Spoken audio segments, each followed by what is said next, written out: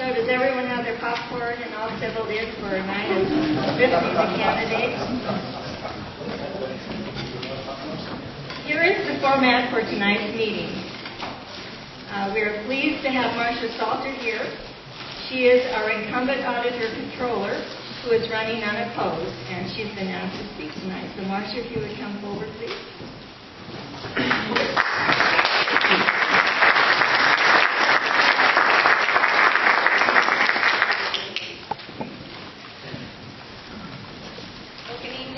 All. I am Marcia Salter, your current auditor-controller, and I am running for re-election unopposed, as Fran mentioned. But I still wanted to be able to come and speak with you. I was unable to make the next candidate forum, which I believe is on the 23rd, which Fran just announced. So I appreciate her working with me and allowing me to come tonight to speak with you. So again, I want to thank your organization for putting these events on. Last time that, I think last 2010, they did a similar format, and I really appreciated that. Again, I was unopposed at that time, but I think it's great that your organization is doing this. The League of Women Voters is also doing it, but this opportunity is great for all the candidates. And I guess I thought it was interesting because I feel like I'm kind of the headline, the opening act for a headliner. So the accountant is, going before the attorneys. I was thinking there was some sort of joke in there, but I couldn't think of one. So I have about 5 minutes, just a short time for you to get to know who I am. So I wanted to give you an idea of who I was, what the office does, and what the responsibilities as audit controller is. So I was appointed unanimously by the Board of Supervisors in 2005. I was elected in 2006 and then re-elected in 2010. I have over 29 years of accounting and management experience. Where's all that time go? And 20 years in the auditor-controller's office. I'm a certified government financial manager, and I hold a bachelor's degree of science in business with a concentration in accounting. Can you all hear me okay? Speaking into that, all right. Also, I have postgraduate studies in public administration. I'm a member of various accounting organizations, primarily government accounting organizations. I am currently the vice president of the State Association of County Auditors, and I work on their accounting standards and procedures committee as well as the legislative committee, and that's really kind of the heart of, you don't realize how much legislation goes through that affects my office, that affects Tina, the tax collector's office, the assessor's office. So the more active we are in that, the better the outcome is for us and you as taxpayers as well. My husband and I have been married for 34 years. We've lived in the county since 1986, where we raised our 2 children, our 2 sons, who are now married, and to 2 wonderful local girls, and we have 4 grandchildren. So that's me. I'm also an active member of the Grass Valley Rotary. I find that a very exciting organization to be a part of, and I also have a community volunteer in various youth organizations over the years. So, like those kids, want to be involved with them as much as possible, as does our Rotary Club.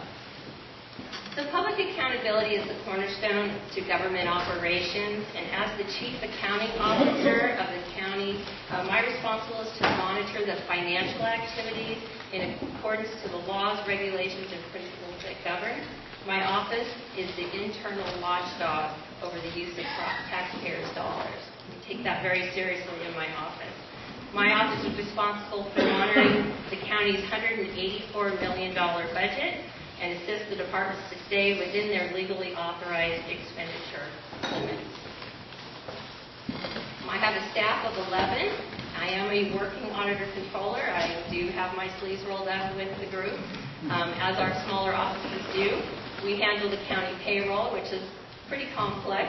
We have 773 employees at this point, and all kinds of different MOUs and bargaining groups and different arrangements with them.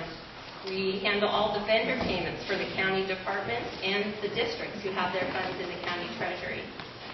We handle every financial transaction in my office, and we do all the reporting. The annual CAFR, the award-winning, 6 years in a row, annual CAFR is produced in my office as well. And we do the property tax accounting, which I'll talk about in a minute, and also internal audits, where we're out in the departments looking at what they're doing, how they're managing contracts, how they're managing any cash and revenues that they receive. And all of these have their own complexities and numerous compliance requirements. And I have 30 seconds to talk about all this. So I guess I could go on forever. You don't really want to hear from them, do you? I guess I do too. Well, in closing, I just wanted to say that it's been my honor to serve as your county auditor controller for the past 9 years. I'm dedicated to serving the citizens of the county in accordance to the highest ethical principles and professional standards.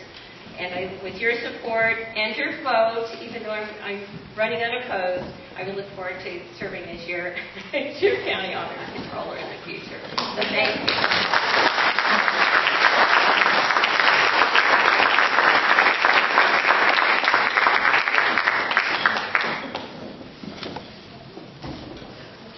Thank you for coming, Marcia, and talking with us. I think it's important for all of us to meet and know those who represent us in these various positions. So let's talk a little bit about the next part of our program. We're pleased to have all candidates, 5 of them, who are running for judge at our forum. The unopposed judge candidate chose not to participate. And this is how it's going to work. Candidates have already drawn lots for their speaking order, and that's why you find seated at the table in this order. They will each present a 3-minute opening statement, and after that we'll have questions and answers, and then they will be allowed a 3-minute closing statement.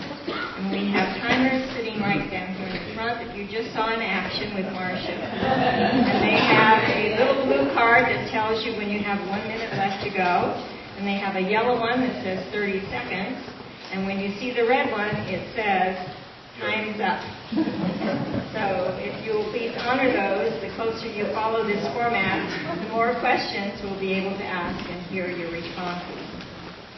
So let's begin with the candidate's 3-minute opening statement, and we'll start with the gentleman on my left. And we'll ask you to stand to speak. Like this? Just there. And here's the microphone on the table.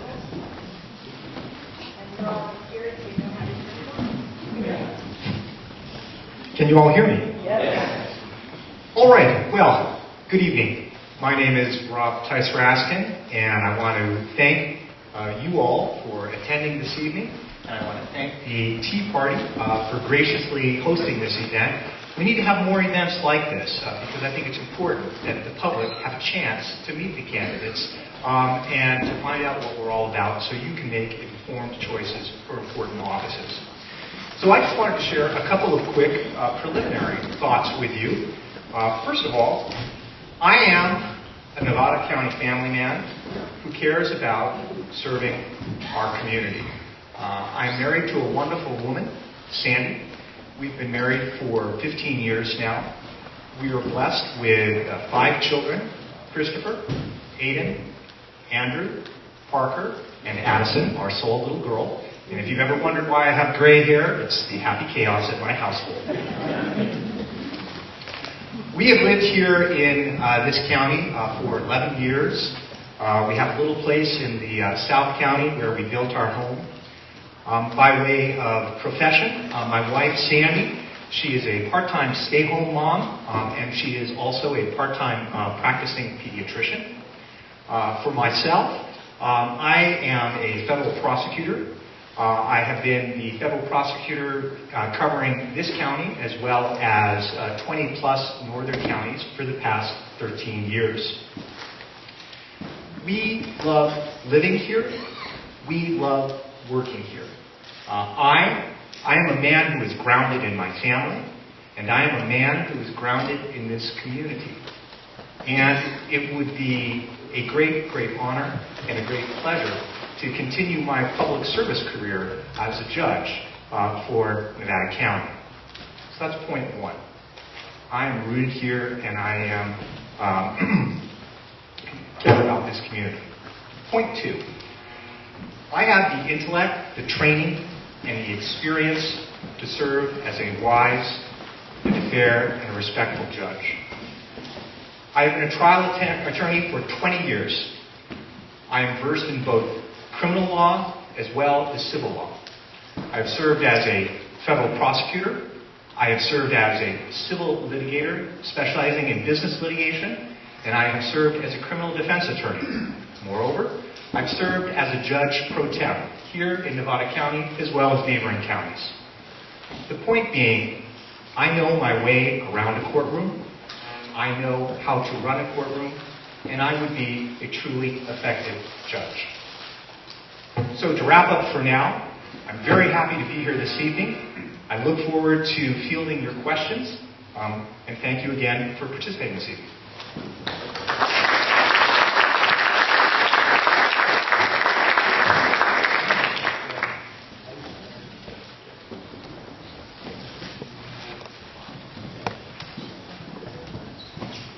I'm Anna Ferguson. I serve currently as your assistant DA. That basically means I not only take cases to jury trial, like the one I'm doing right now today, but I also supervise a staff of deputy DAs in order to keep our community safe. So I've done over 100 criminal jury trials personally in this county and in others, Tulare and Kings County, where I worked before as a deputy DA and a deputy public defender. I also started my career in civil law in Long Beach, LA County, working on big cases like the stealth bomber litigation, on other massive litigations like Superfund and other toxic waste litigation, and product liability cases like asbestos exposure and DES cases involving unborn children. So my experience is broad, and I look forward to the challenge of being a judge for our community. The things I want you to know about me personally are my fiance, Jeff, and I live in Nevada City. He's a deputy sheriff. He works as a corporal for Keith Royal. He also tries to ensure that our community stays safe. We love living here. We have a dog named Pickles, and we love going locally to boat in lakes, go hiking, take her out on the trails. We spend our time and free time and work time here locally. And the three reasons I really think I shine as a candidate and I'm asking for your vote are: one, I promise you I will follow the law as a judge. And I mean that not just from the U.S. Constitution, but down to our local ordinances, including things like the Second Amendment, which are very important to me personally. I spend a lot of time shooting trap, and I believe in gun ownership for people that are responsible non-felons. I also believe, number two, in this community, not just because the people here are amazing, but because I really love living here. I'm a local shopper. Every year we split a beef and a pig and use a local butcher. I've made great friends shopping locally for Christmas gifts and birthday gifts. And we have some really great local businesses that I'm proud to shop at. The third thing that I think would make me an ideal candidate for you is responsible spending. My grandparents lived through the Great Depression, and I truly believe in fiscal responsibility, not just for my own personal finances, but as a government worker. And I sit right now on the Law Library Board, where I've insisted on responsible spending. It's been hard with the economy, and we've had to cut some services, but we have kept your tax dollars serving your interests. So these are the reasons I'm asking for your vote. Thank you.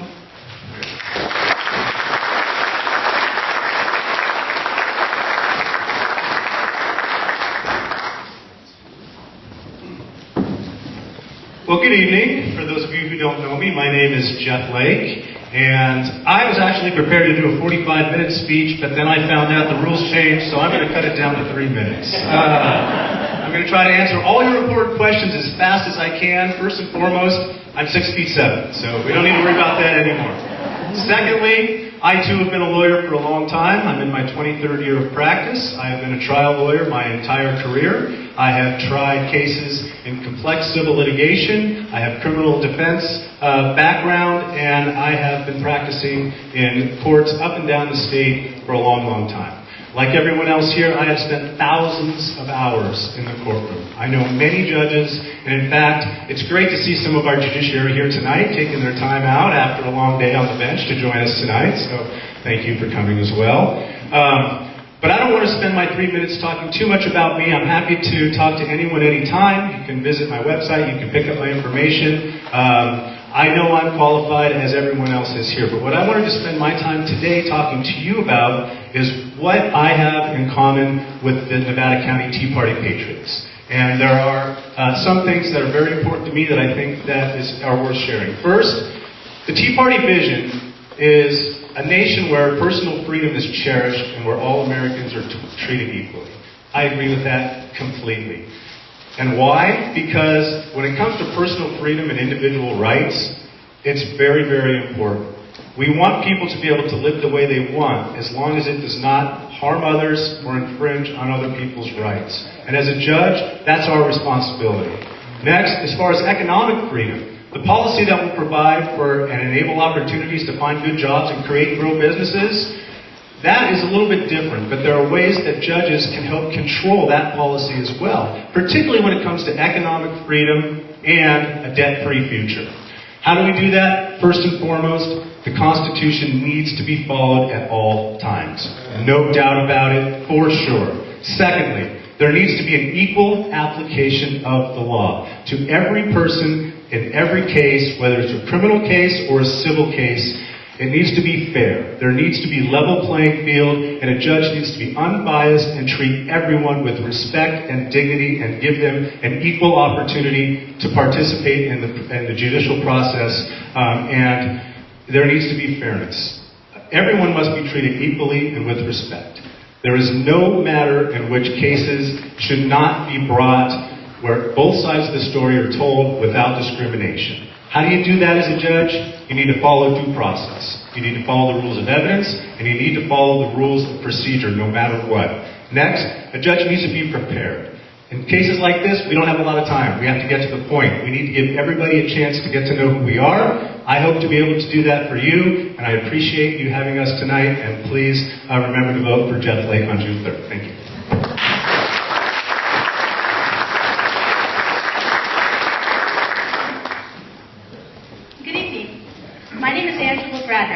Thank you all for inviting me here tonight, and also thank you for taking time out of your busy schedules in order to hear all of us speak tonight. Let me tell you a little bit about myself. For the past 13 years, I have worked as a research attorney for the Nevada County Court and the Placer County Court. As a research attorney, I read and review files for judges. I make recommendations to the judges about the files, and I even prepare proposed orders and rulings for them. I have a unique position in that I'm uniquely trained as an objective legal analyst. My job is to look at all cases as a judge does from a judge's perspective. I have extensive bench training in both calendar management and courtroom management. If I were to be elected, I have almost no learning curve in the courtroom as a judge. I average over 60 days per year as a temporary judge. When a judge is sick or on vacation, I can cover for them. That's over 1 day per week as a temporary judge. I've taken judicial training classes alongside the judges at the California Judges Education and Resources. I have been trained by and I've worked with over 25 judicial officers. I'm certified as a temporary judge in 8 separate fields. Those fields include juvenile dependency, juvenile delinquency, civil, probate. Too close to the mic.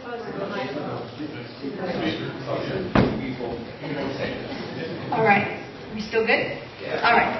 So again, my certifications include juvenile dependency, juvenile delinquency, probate, civil, small claims, traffic, family law, and family support. Almost my entire career, I've been working with and for the judges. I have no special interests. I have no leanings. I don't lean towards the prosecution. I don't lean towards the defense.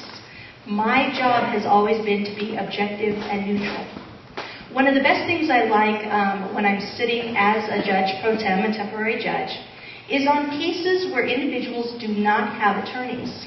I like to ensure that they have an equal access to justice. Approximately 75% of cases filed in family law and civil law, at least one party does not have an attorney. On those days, I make sure that the individual that does not have an attorney has the opportunity to be heard. And after everything is done at the end of the day, and I make the ruling, I know two things. Number one, that individual has had the opportunity to be heard. And number two, I ensure that I explain my ruling, I explain the law, and tell them why I ruled the way I did. Thank you all for your time tonight.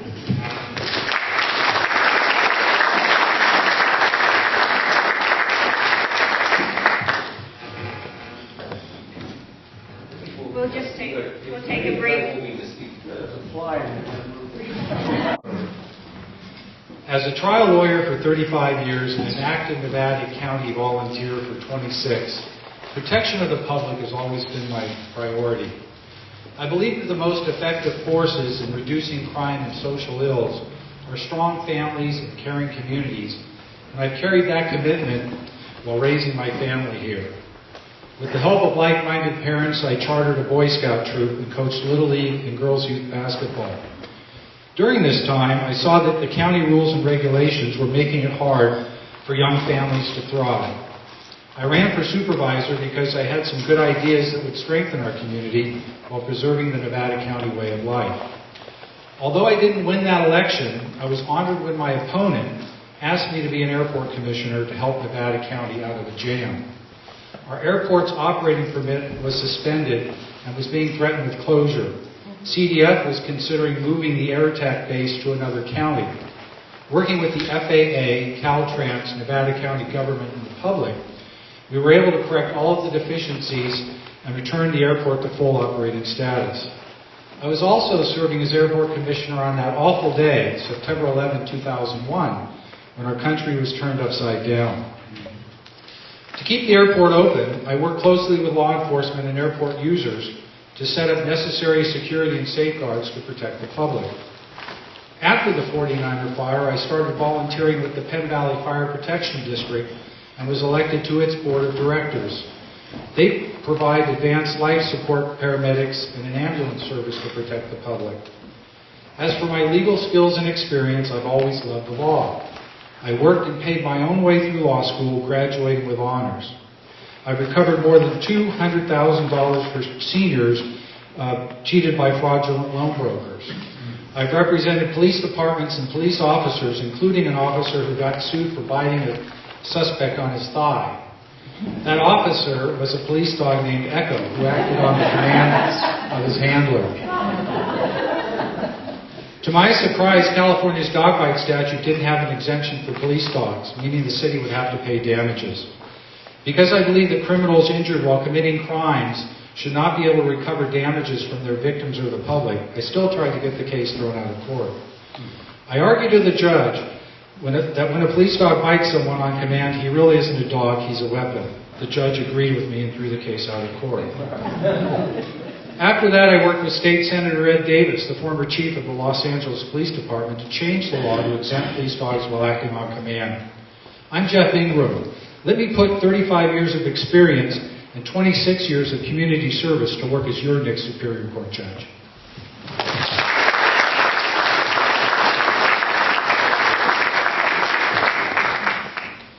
Well, the next part of our program is going to be questions.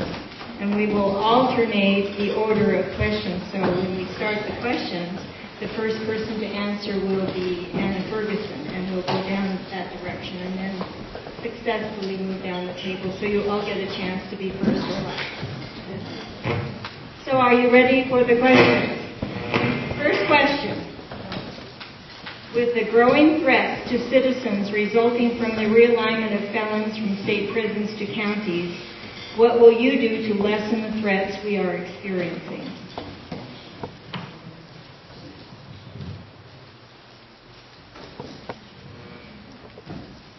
So the question is clear. Realignment is basically the state has force the burden of inmates that normally would be housed in state prison on us counties as a cost-shifting measure. What I would do as a judge is what I'm required to do by the law, which is people who are still eligible for state prison would receive a sentence to state prison. But I have to tell you, that is not common with the way the law has been changed. Usually people are now qualified and only qualified to sit their time out in local jail as a prison term or as a jail term. So whether I like that law or not is not the point. I will follow the law, though I will hold people accountable when appropriate. That's all I can do. Excuse me, is there time limit? Yes, 3 minutes. Remember, I told you 3 minutes for each answer, yes.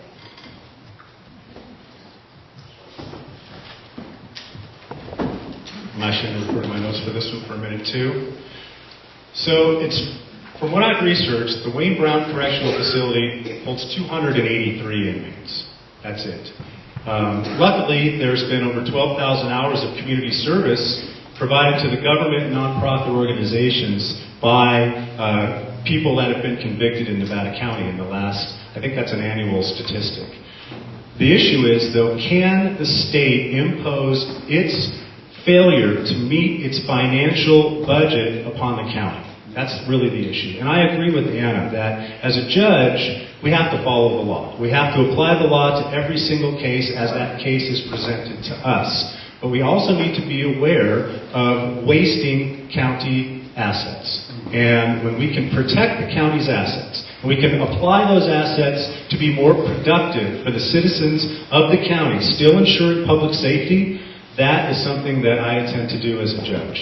Not every time you get a chance to do that because, as Anna said, there are certain times when a judge doesn't have discretion. But the point is very true, and that is, if there are only 283 spots for inmates in the local jail, why would we be filling them with non-violent first-time offenders when the money that would be spent to house those inmates could be used more productively, and it can be used to promote public safety as opposed to wasting the local county assets, particularly the financial assets.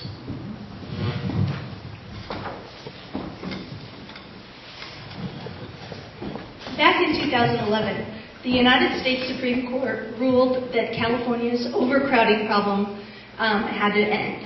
And so the state of California was ordered to reduce the amount of incarcerated individuals to rectify the overcrowding. Back in 2011, the state of California had approximately 80,000 beds available for incarcerated individuals. However, the state was housing 144,000, almost twice the number of beds that we actually had. A few measures have been taken place since then. The prison population has been moved to the county jails. That still hasn't solved the problem because now the county jails are getting full and low-level offenders are being released, which is not safe to our community either. For the low-level offenders, I believe our alternative courts are the solution. All of our drug programs, our rehabilitation for the low-level, that will help some. In addition, Governor Brown signed 3 leases in Southern California with private prisons, and that took approximately, I think, 5,000 beds to take a little bit of that away. In addition, we have the ability to transfer our incarcerated individuals out of state. And in fact, other states, especially in the federal prisons, have been sending their federal prisoners to our county jails. That policy has to end. The penitentiaries have to maintain their own prison population. And then, if our county jails remain full, then we need to send them to out of state to make sure that they remain incarcerated.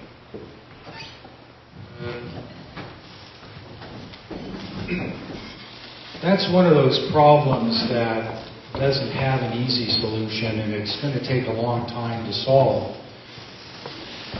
As a Little League coach, and I've seen or read actually in the paper about some of the kids that were on my team being put in jail or being sent to prison. And we have to ask ourselves, why did that happen? And I think it's our responsibility as a community to keep that always at the top of our mind. Why do some kids fall between the cracks?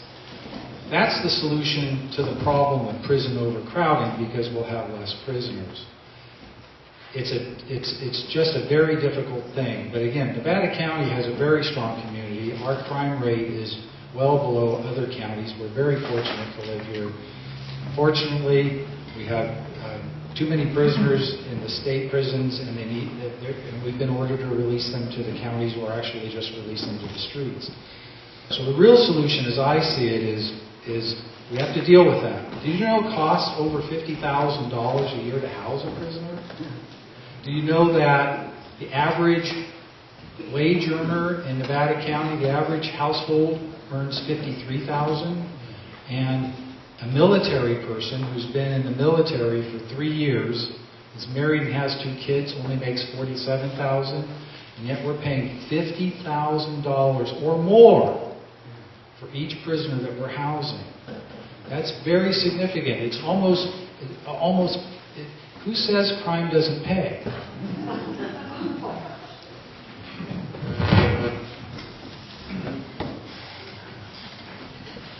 It is a reality that the Nevada County Jail now has to house more inmates because of the realignment from the state prison system to the county jails.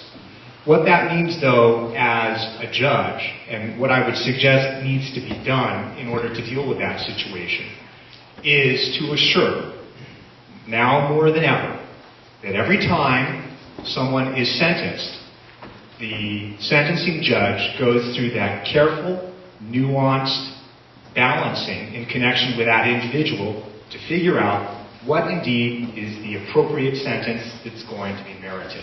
When you're sentencing someone, you have to be looking first at the severity of the crime and the circumstances of the crime.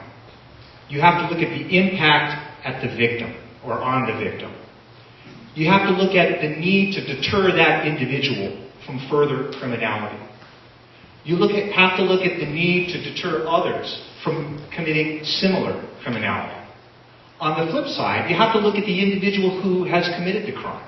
Were there special mitigating circumstances? What is the potential for rehabilitation?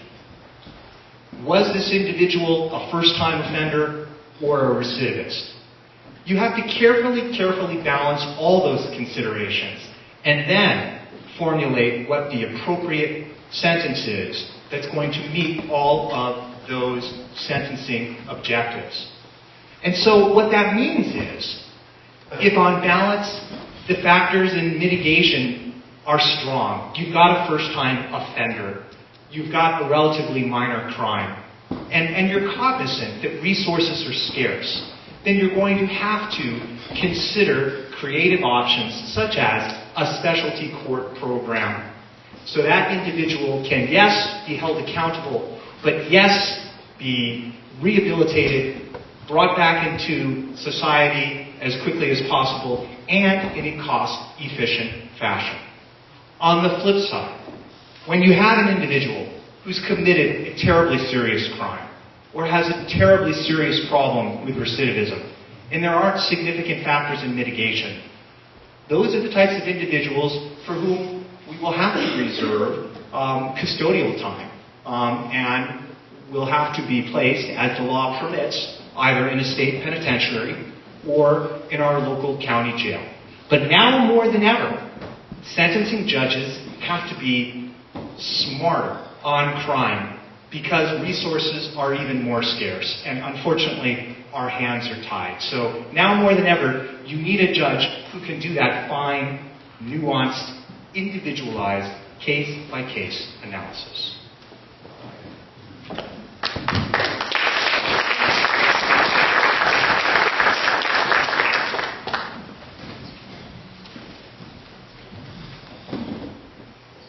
Next question. Do you support or oppose tough sentencing for those who abuse the county ordinance that limits the growth of marijuana for only medical needs? Do you support or oppose tough sentencing for those who abuse the county ordinance that limits the growth of marijuana for only medical needs?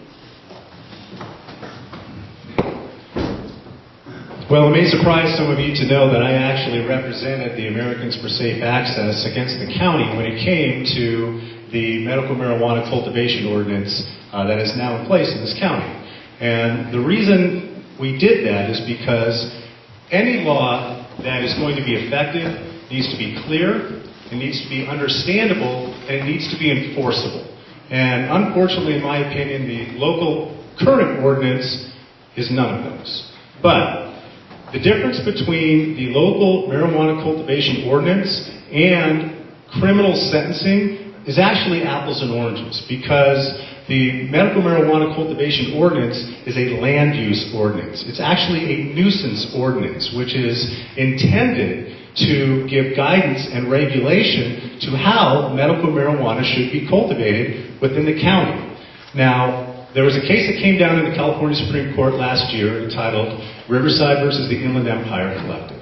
And in that case, the California Supreme Court ruled that Prop 215, which is the ballot initiative that was passed in 1996, making California a medical marijuana state, does not preempt a local municipality, such as a county or a city, from enacting bans or any sort of regulation that it wants in support of its police powers. So, if the county wanted to, they could institute an outright ban to cultivation, distribution, whatever they wanted. And in fact, there was a case that came out today supporting that when it came to cultivation, the Live Oak case that came out actually today. Those are not criminal statutes. What the criminal statutes, when it comes to the cultivation, transportation, dispensation, possession, and use of medical marijuana are all contained within the California Health and Safety Code. They're enumerated there, and the way that a qualified patient is allowed to cultivate and use their medicine if they so choose under California state law is actually not controlled by the local medical marijuana ordinance. So we can't confuse the two. However, if we're talking about how to handle medical marijuana patients in the county, I think it's really important to understand that medical marijuana in California is broken into three different issues. There's the federal standard, which is the Controlled Substance Act. Marijuana is a controlled substance. It's a Schedule I drug. It is illegal for all purposes under the eyes of the federal government. As a Nevada County Superior Court judge, I don't get to make those rulings. I will not be making or hearing cases about the Controlled Substance Act. Rather, it drops down to the state level, which is how qualified patients may or may not use their medicine as a states' right issue. And so that's what we need to take a look at. Thank you.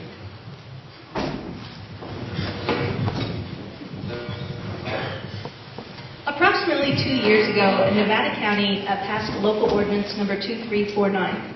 This ordinance limited the growth of marijuana, especially in collectives.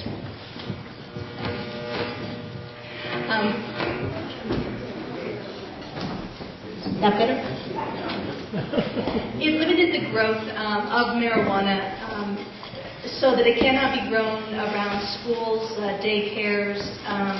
Also, it limited the amount of cultivation based on parcel size, whether it's 2 acres, 5 acres, 10 acres, and so on.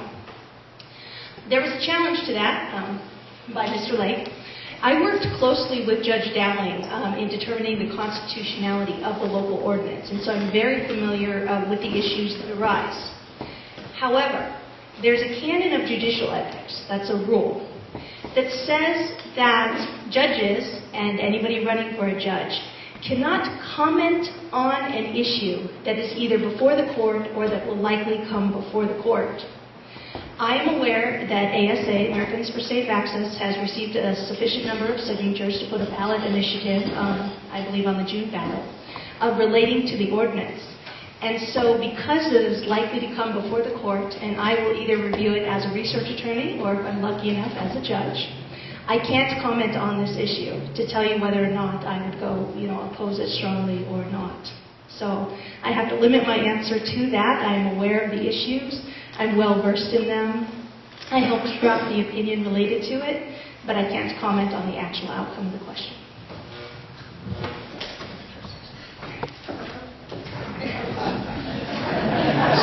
This is getting really interesting. I agree with what Mr. Lake had pointed out. The ordinance that Nevada County has adopted is not a criminal ordinance. There's no sentencing of an individual. It deals with abating nuisances, fines, and things of that nature. So it is a difficult question to respond to. And again, I also agree with Ms. Bradrick that it does involve a justicable issue that is either pending or will be pending in our court in the near future, and one that, if I'm elected, I may be obligated to review or discuss. So I'm not going to respond any further to that question at this time.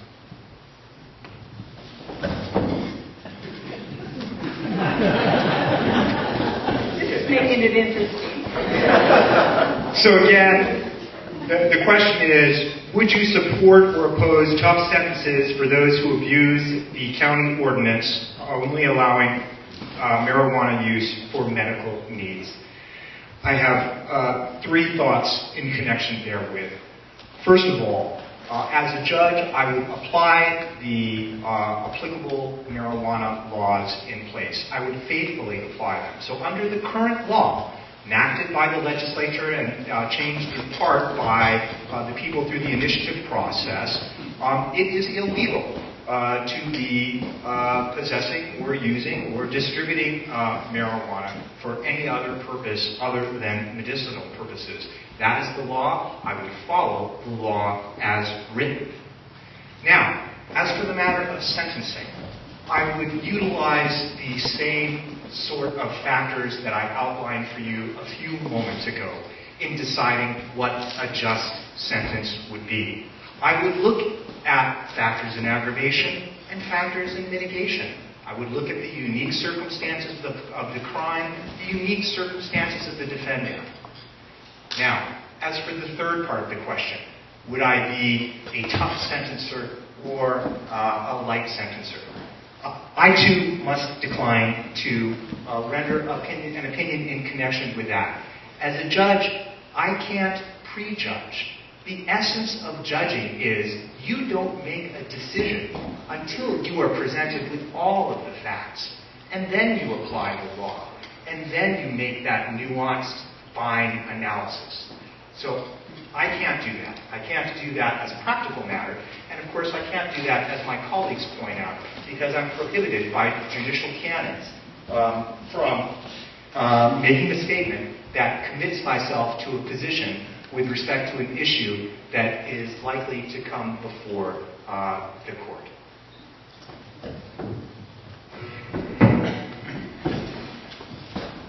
I just wanted to say I know how frustrating it is to keep hearing the repetition of answers, especially when it seems like the most logical question to ask a judge candidate is, how will you sentence people? And we simply can't give you an answer to that. It's not just ethics, it's inappropriate, especially without a context. But I can tell you a couple of things that I think are important about the marijuana ordinance. One, it's different from what I prosecute in court. There are laws on the state books about how you can grow marijuana. There is no tough sentencing for that because of realignment. It is not something that people go to state prison for. They're not eligible. If you're busted, if you will, for a marijuana crime that is on the books like a felony, you would go only to our local jail here, Wayne Brown Correctional Facility. So I just want to make sure everyone understands that. And as to the ordinance, as has been pointed out, it's a civil ordinance. There are no criminal penalties for it. And I think the concerns that everyone in this community shares about marijuana are, I hope, the same ones I have, which property value. If you live next door to a residence that's growing 50 million plants, you're going to be impacted, potentially your property value, not to mention just the smell of the marijuana growing. So it is rational, and everyone should understand what the sheriff is trying to achieve. Is the balance right? I can't answer that question. Should it be more plants per parcel, fewer plants? That's a voter decision, I believe. But I do think that the sheriff's concerns about trying to monitor the number of plants is a good one, in that there are tons of crimes that happen on pot-growing parcels. People burglarize and try to strong-arm rob these people, and I suspect, as your assistant DA, that the most underreported crime in this county are what I would call patch piracies, or people stealing, robbing, and burglarizing homes that grow marijuana. That concerns me because these types of incidents almost always lead to violence. So everyone should be concerned about how pot is grown and the number of plants per parcel. So those are the concerns I wanted to share with you, and thank you for listening to our answers.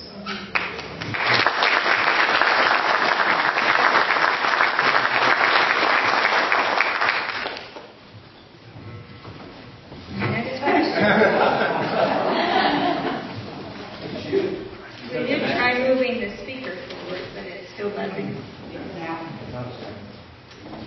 With the exception of indigent persons who receive free legal counsel or the wealthy, what do you think should be done to make our local courts more accessible to the average person?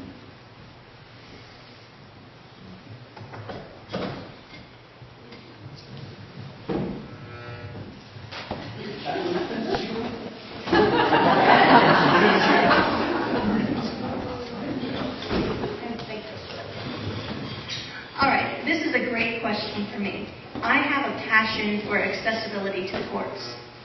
Currently in our courthouse in Nevada City, we have two sets of help services available. On the first floor of the courthouse is the Legal Help Center or the Law Library. It's all involved there. They generally help, it's part-time. The staff members of the court help individuals, no matter what their finances, relating to usually civil issues. On the second floor, we have the facilitator's office. And then again, no matter what an individual's financial circumstances, they are assisted with family law issues. Now, my biggest concern has been the financial status of the courts. The budget of the courts has gone down year after year after year. And what has happened is we had full-time staff members that were then reduced to 30 hours per week and then again to 20 hours per week. So individuals are having less access to justice and knowledge. We all know that attorneys are very expensive. All of us sitting here at the table have billed before hourly. And whether somebody is rich or poor, they need a fair shake. Individuals that don't have an attorney can often be brushed through the court system. I've had cases in front of me where I'll ask an individual, a woman in one case specifically, that her husband was represented by an attorney and it was a family law case. She did not have an attorney. And I asked her, do you have any comments? And she just looked at me with deer in the headlights and she's like, no, I'm good. And I just stopped and I said, you know, I noticed that you brought a sheet of paper to court. Do you want to take a look at that before you answer my question? And she looked down because she had made notes on her notebook paper. And she looked at me and she said, yeah, I wanted to tell you this. So what needs to be done is, number one, we need to have better funding available so we can at least put our staffing levels back where it was about 7 years ago to provide access to justice, and again, to anybody. You don't have to have a fee waiver, and you do not have to be indigent to get help in those types of civil litigation. In addition, I think better training and awareness for the judicial officers in dealing with what's called the self-represented litigants, the individuals that don't have attorneys. Although they are held to the same standards and the same law applies to them, careful handling of them needs to be done. They are afraid. They're in court on the worst day of their life or for something that they simply don't like. So again, more funding and better judicial training.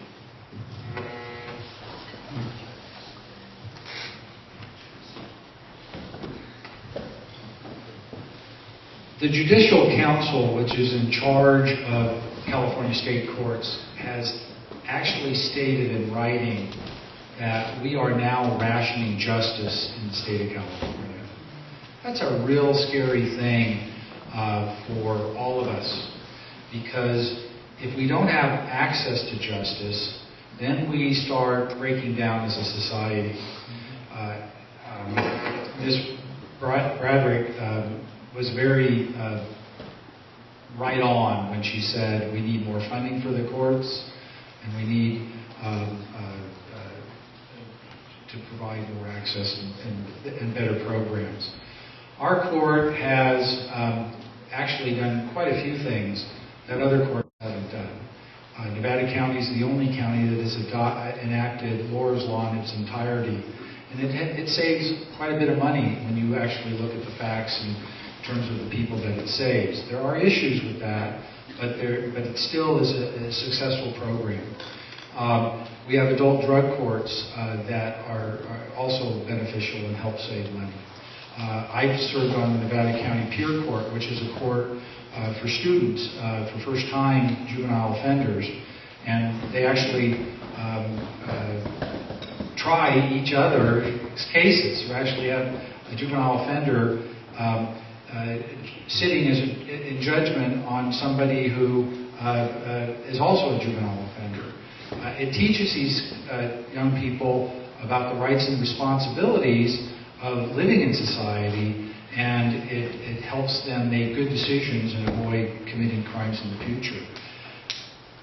If I become a judge, I intend to be active in the community, just as active as I've been for the last 26 years. I'm going to go to the schools. I'm going to ask to go to the schools. I still believe that the best way we can reduce crime in our community is, as a community, step up and make everybody feel like they're a part, so they don't lose contact with society and turn to drugs and crime, because drugs and crime go hand in hand.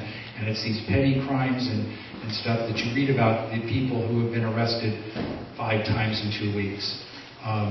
And these are people that still can be saved. I do believe that everybody can be saved if we try hard enough and give them a chance.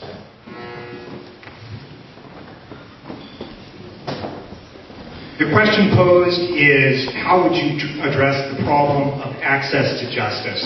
It is a terrible problem. Our courts can't just be available to the indigent who have appointed counsel or to the very wealthy who can afford to hire counsel. It has to be available for everyone, regardless of their socioeconomic circumstances, and especially the great bulk of the public, which is right there in the middle and have significant legal problems that they need to have addressed, and sometimes they're going unaddressed because of a lack of access. How would I address this vexing problem?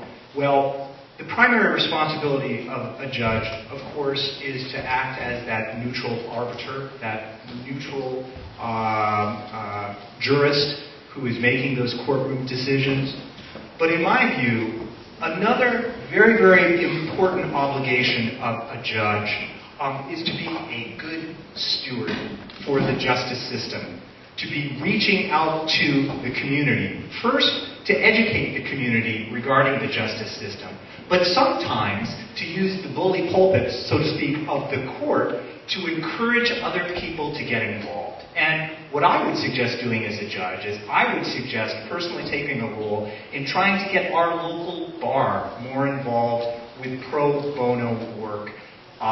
Personally approaching members of the bar and encouraging them, reminding them that everyone in this community, everyone who is a member of the bar, has an obligation to further justice. And if we could just convince our good brothers and sisters in the bar to contribute just a little bit of their time, pro bono, to help people who otherwise would not have access to the courts, it would help solve the problem in part. The other way you can use that bully pulpit is by continuously and vigorously advocating for more funding and making sure that our public law center, our family law facilitator, we can get them staffed as well as we can, make them as efficient as we can, so that they can assist as many people as they can.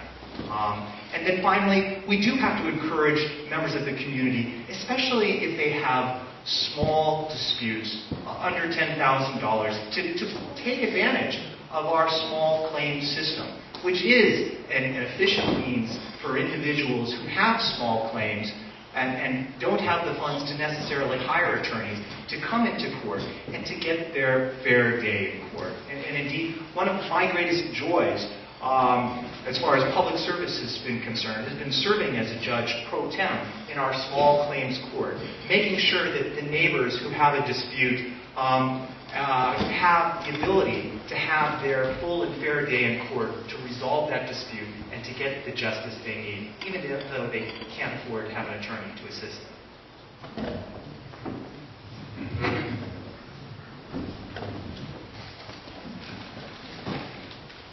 The question was about making courts more accessible to average people like us. And I'm in court every day, and I can assure you there are a couple things we can do that don't require more funding, because there is no more funding for the courts. One is parking. The parking at the courts stinks, and anyone here who's sat as a juror knows that. There's got to be a way to improve it, whether it's coordinating with Nevada City PD about waiving meters for jurors, because I know in the case I'm doing today, we had probably 100 folk called from the community, and there are not 100 parking spaces. It is ridiculous. We've got to find a better way, whether it's cooperating with the nearby churches to use their parking too, or doing something to help everyone find better parking. Access to the bathrooms, another problem.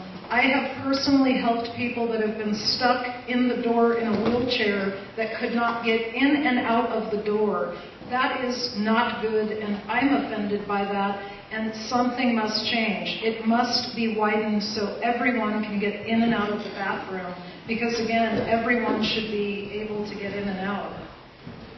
Finally, I noticed that the way the courts are assigned makes it real hard to do a jury trial. We've got people coming in and out of the department that's assigned to felony cases, and there are so many jurors and so many people at the table, it doesn't work out so well. There are other courtrooms that may be better suited to that, and perhaps a rearrangement of who hears what or where. You know, you might have to give up your better looking out the window or view, but there's got to be a better way to assign the courtrooms so people will fit better for the needs of the people.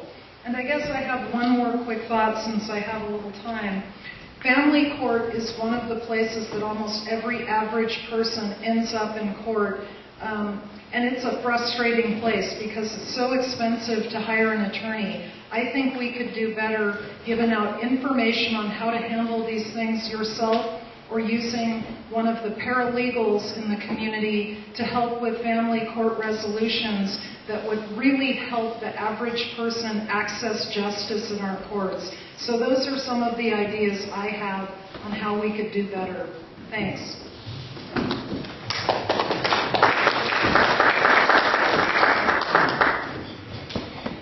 When it comes to making the courts more accessible, I think we need to take a broader view, which is how do we make the justice system more accessible?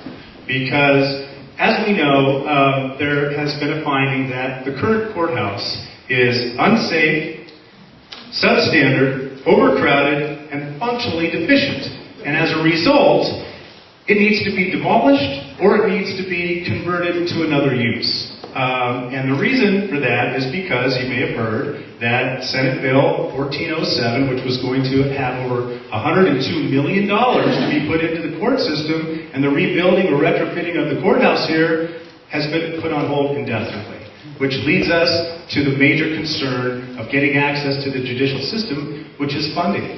And right now, the budget is so tight in our county, which we have an expert who can talk about that all night, it could be impossible to implement all the programs that we all desperately wish we could have. So step number one would be to get the state to stop raiding the budget, to stop them from cutting the programs that they've already promised. The problem is, as a judge, I can't do that. That's up to you guys. But there is another solution, which I strongly advocate. I think it's a great idea. And that is what's called alternative dispute resolution. That's mediation, that's arbitration. If people are willing to volunteer their time, we see it a lot in small claims cases, unlawful detainer cases, things like that, where you take the parties. They may not be able to have an attorney, they may not be able to spend the money for a prolonged and expensive litigation process, but what they can do is sit down with a neutral arbiter, a neutral mediator, try to hash out their disputes, and try to stay out of the courtroom. You want access to the judicial system, you want your disputes resolved. We don't want to take up judicial resources in order to solve problems that people can do outside the courtroom through alternative dispute resolution. I think that is something that absolutely needs to be looked at very closely in this county. I think it'll be supported by everyone. And if we can get more cases away from the courtroom and into alternative dispute resolution, I think we're going to end up saving money. We're going to end up having better results. And we're going to be able to use the very limited resources that we have to be applied to better, more useful things like making sure that indigent people have access to legal aid and the other programs that the other candidates have described. So I would strongly advocate for that.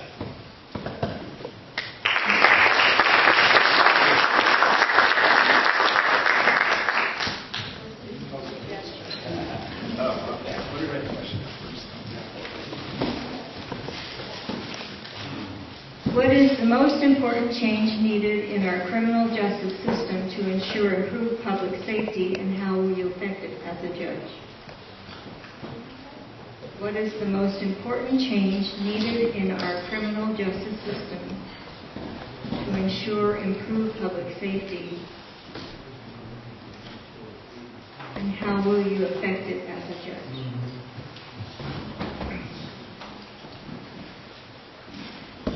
Again, I go back to education. I go back to our youth. I go back to instilling good skills and appropriate training. It's where it starts. That is the only way we're going to end up with fewer criminals in 10 years from now, or 20 years from now, than we've got today.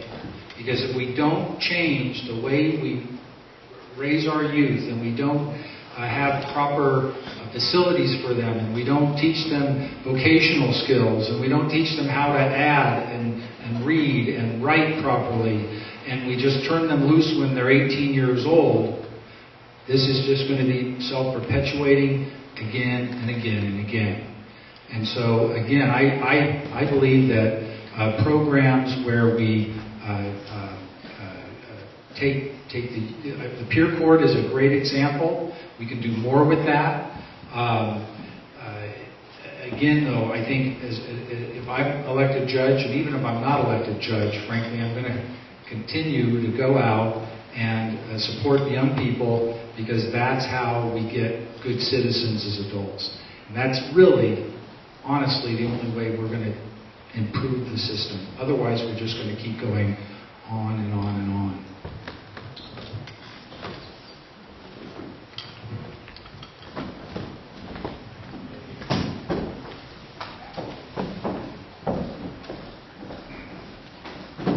As a judge, we're not going to have power to overhaul the system and to improve it as a whole.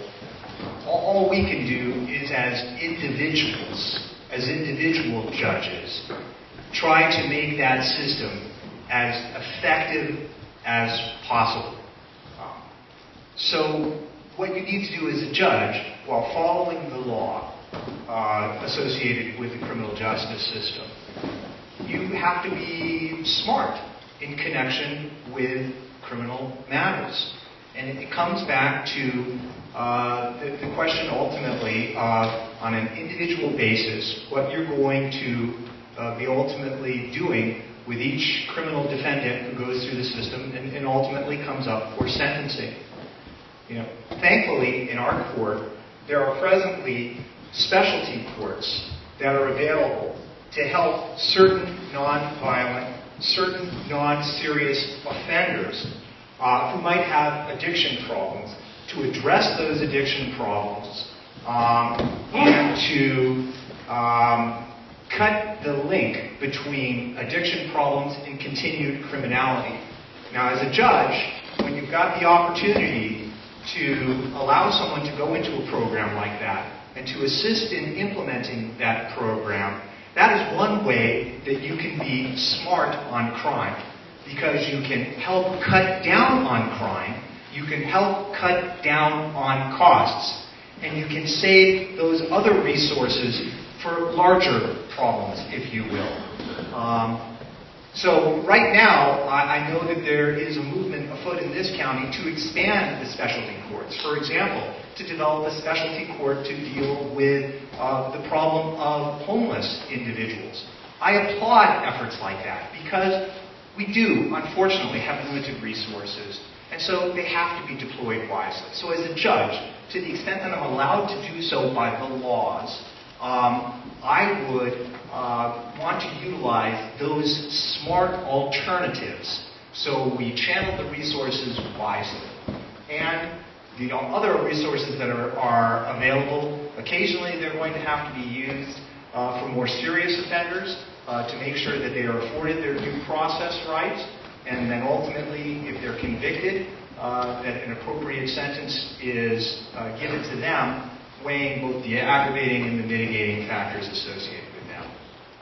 It's not a terribly satisfying answer, but this is one of those areas where there's only so much power that an individual judge might have. That's not to say that I would not exercise what power I had as best I could, but I think everyone needs to recognize the practical constraints.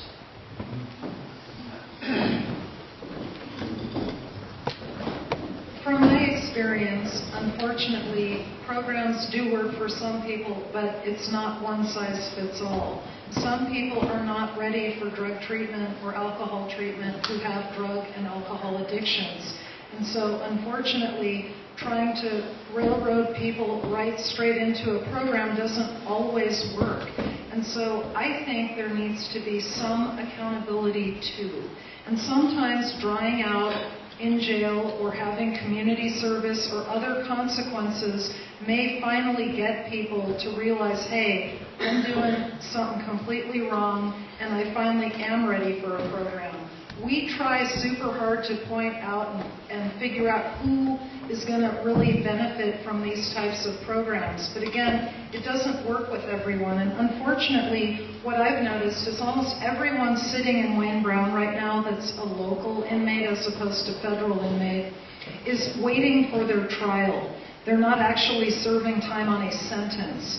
And so, unfortunately, I think the message that sends many people is that they're not getting punished. They're just waiting around for a day in court.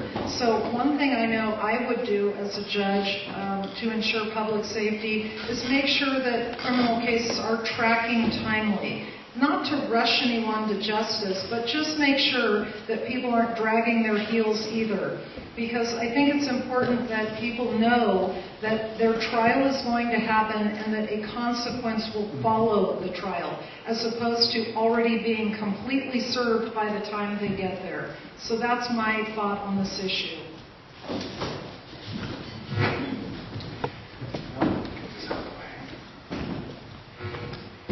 Well, I think the most important thing that needs to be changed in the criminal justice system really relates back to the last question, which is accessibility. How do people get access to the system? How can they have more resources to utilize? How can we have more judges, more courtrooms, more lawyers, better programs? If we had all of that, the criminal justice system would be much, much better. Unfortunately, we don't. We have to make do with what we've got. We've got to do the best we can with what we have. So as a judge, the way that I think that I could make the criminal justice system better would be to make it more efficient. How do you make it more efficient? You hold the people in your courtroom to the highest standard possible, which means that the lawyers, the experts, the litigants that come into court need to be prepared. And so does the judge. Because if we spend a lot of time continuing things because people aren't ready, wasting the research attorney's time because they have too many cases that they can't possibly read, to overburden the judges with things that they can't possibly keep up with, the entire system bogs down. We need to be as efficient as possible, and the way that you can gain efficiency is by production and responsibility of those that are currently involved in the system. We can't control everyone, but we can control ourselves. We can control the people in our courtrooms to make sure that they're prepared when they get there. I can make sure that I'm prepared when I get there so that I understand the issues before me, that I can make a fair decision based upon the facts as applied to the law in every single individual case. And if we can start to become more efficient, the system will get better. And as we can get more money, we need to make sure that that money is applied properly so it's not wasted and so it's not used on things that are not necessary to improve our public safety. So that's what I would do.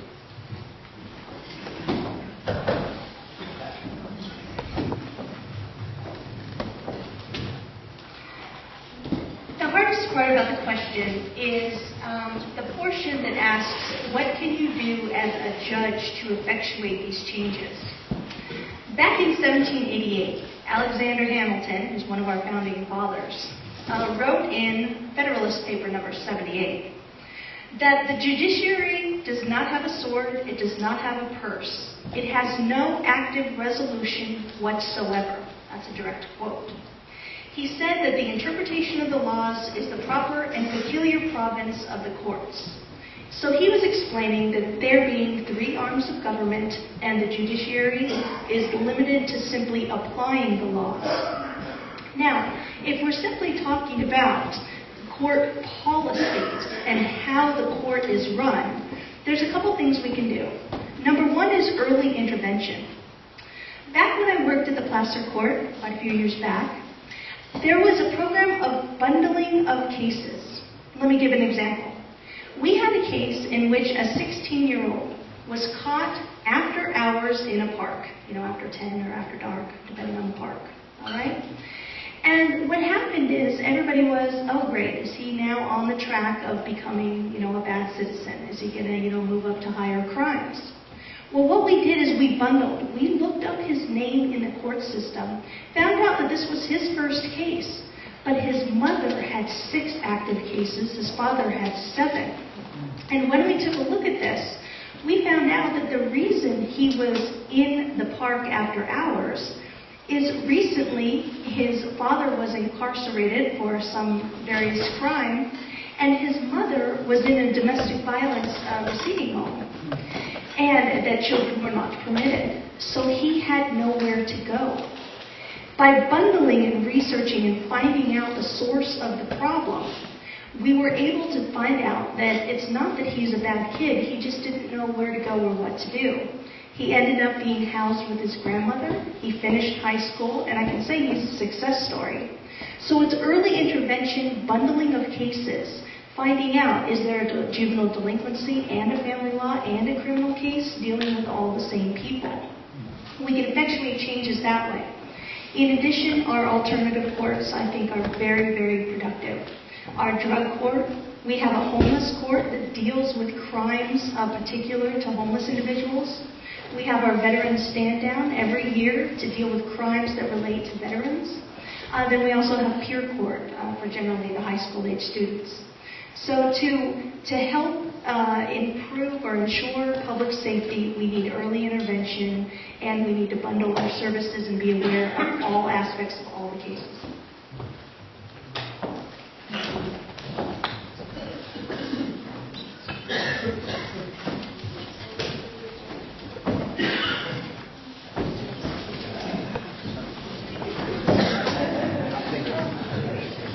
We must be getting near the end there. Is there another question? Time to make my final... No, this is the final question. Oh, final question. Didn't I take the final question first last time? Yes. So that will go back to...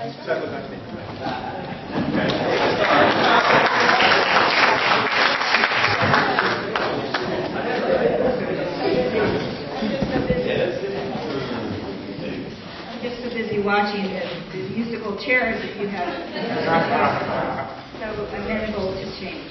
So now we have reached the end of our program. We thank you very much for responding to our questions, and we will have our closing statement. So Jeff is the first with his closing statement. He knew that he was next. Oh, okay. I think I'll try here. For 35 years, I've represented plaintiffs and defendants in the superior courts of 25 counties, in federal district courts, and in state and federal courts of appeal. I've experienced in almost every area of the law, including civil, criminal, family, and probate matters. Most of this while practicing out of my office in beautiful downtown Penn Valley. Because of my experience, the Nevada County Superior Court has been appointing me as an arbitrator for 15 years. I've made decisions in difficult cases, some involving claims in excess of $100,000. As a parent and a coach, I believe we must do more to encourage our young people to live productive and meaningful lives so that they don't lose connection with society and turn to drugs and crime. In this regard, I've served as a mentor attorney to the Nevada County Superior Court, the goal of which is to keep first-time youth offenders from committing future crimes. I believe that more emphasis should be made on restorative justice to make the victim whole and put the offender on the right path. Did you know that it costs $50,000 or more per year to house a single prisoner in California? You do now. You probably also know that the median household income in Nevada County is $53,000 and a soldier with a family of 4 only makes $47,000. For this reason, I endorse state and local initiatives that are trying new approaches to curbing drug abuse and diverting first-time offenders to rehabilitation. These programs save lives and the taxpayer money. My commitment to public service has given me the opportunity to work closely with our youth, our families, law enforcement, and firefighters. I learned to be a good listener, open-minded, and even-handed, while always making the protection of the public my highest priority. Years ago, Senator Davis asked me if I wanted to be a judge. I told him that I did, but only after I had enough experience to be a good judge. In turn, I asked Senator Davis why, after a successful career as chief of the Los Angeles Police Department, he went into politics. He told me that he wasn't very good at golf, and that serving the public gave him a great deal of pleasure. Well, I have to tell you, I'm not very good at golf. Let me put 35 years of legal experience, 26 years of community service, and my commitment to protecting the public to work as your next Superior Court judge. I'm Jeff Ingram, and I'd like to be your next Superior Court judge.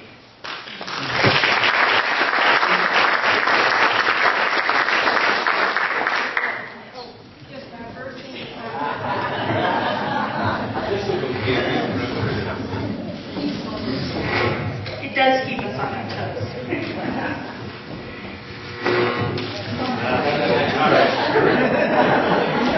I think it simply doesn't like me tonight. I have experience working directly with judges. I know the judge's perspective. I know the unique problems that come with becoming a judge. I've worked with judges as they've transitioned from being DAs to a judge. And I've been told becoming a judge is one of the loneliest jobs out there. One judge that I once worked for was a DA, and his 3 best friends who we regularly played golf with were also DAs. When he became a judge, he could no longer golf with his best friends because he did not want to have any appearance of impropriety. He didn't want to look biased towards the prosecution or the defense. So being a judge has its unique difficulties, and I'm aware of those. I've transitioned with a lot of judges. I've been taught their various perspectives. I've been taught ways in which to handle calendars ways in which to manage courtrooms. And my focus, my goal, is the accessibility of the courts to all litigants, not just the indigent ones. Again, we need more affordable and accessible programs in the court for the civil and family especially, because we have very good public defenders in our county that work with criminal courts. So again, I feel that my experience working hand in hand with these judges for the past 13 years makes me the best candidate. Thank you for your time tonight.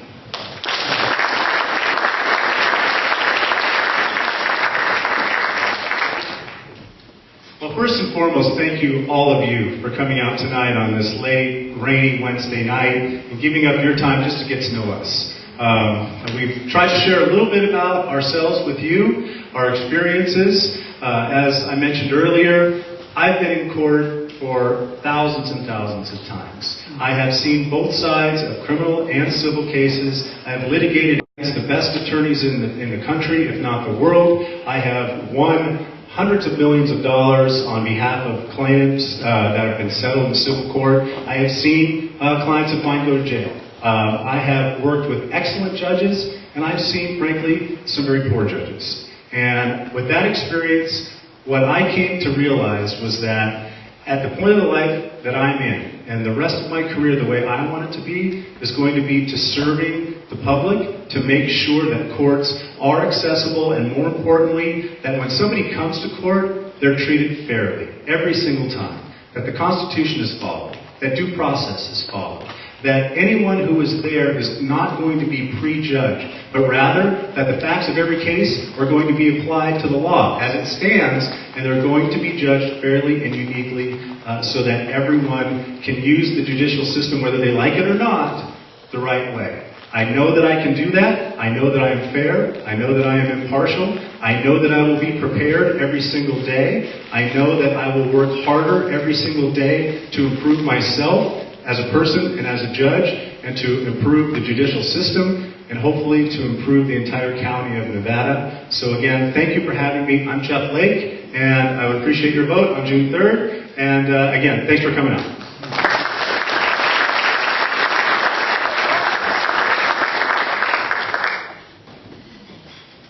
The greatest resource of any community is its people, and I really believe in the people of this county, which is why I decided to run for judge. I just want to remind you of my principles and vision so it's crystal clear when you do go to vote. I believe in following the law. I believe in our community and staying here locally. I also believe in responsible spending. When I recently addressed the 8th grade Students Candidates Forum, I told them about some more basic values I have too, which I'd like to share. I love kids, I love elder adults, and I love pets. And I try super hard in my job right now to protect all of those resources in our county, because that's what's really important. Kids are our future, and we're a retirement community. There are a lot of vulnerable people here. And I think judges, like DAs, should fight to keep this community safe, clean, and a wonderful place to remain.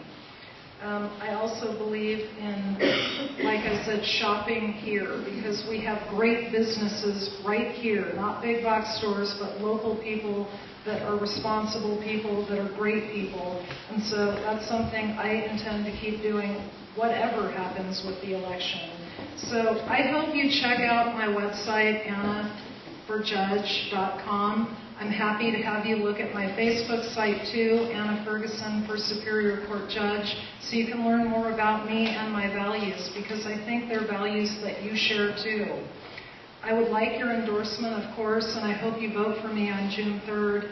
And Pickles and I would love to see you at my spaghetti feed this Friday. It's my campaign kickoff.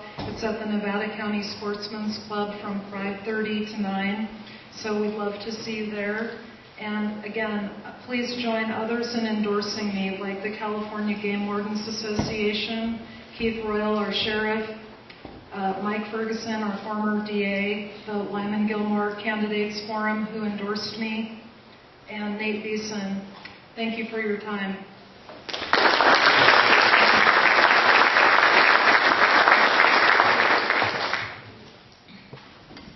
Rob Tice Raskin, here again. There are 5 reasons why you should place your trust in me and why you should vote for me for judge. Firstly, I am a Nevada County family man who cares about our community. I, like you, share the desire that we live in a safe and a civil community. I, like you, share the desire that we have an effective court system that will fairly resolve our community disputes. I would tirelessly commit myself to serving this community and to being the fair and wise judge that all of you will be proud of. That's point 1. Point 2. I would bring deep and broad experience to the bench. I've had 20 plus years of both criminal and civil litigation experience. I've served as a federal prosecutor for almost 18 years now and currently serve as a supervising federal prosecutor. I've served as a judge pro tem here in this county and in neighboring counties for 6 years. I've served as a civil litigator, and I've served as a criminal defense attorney. I have the balance, I have the experience, I have the breadth and the depth to be a fair and a wise judge. That's point 2. Point 3. I have the temperament as well, and the people skills to serve as a fair judge. Public service is a public trust. And that's something I would never forget as a judge. It's something I've never forgotten as a prosecutor. Everyone who appears before the courts and is involved with the court system would be treated by me with the patience, with the courtesy, with the kindness, and with the respect that they deserve. Point 4. I am a veteran trial attorney. I'm known for professional excellence, for unwavering integrity, and tireless dedication to my job. I will bring all of those qualities to the bench. Point 5. I believe and have faith in our Constitution, in the rule of law, and in the vital importance of an impartial judiciary. I also believe in judicial restraint. As a trial judge, I would follow the law as written. I would not make the law. I would faithfully decide matters based on the law and the facts alone, without consideration of anything else. If you want more information about me, check out my website, www.ticeraskin.com. There's also flyers in the back. I'm committed to you and this community and the cause of justice, and I ask for your vote come June. Thank you.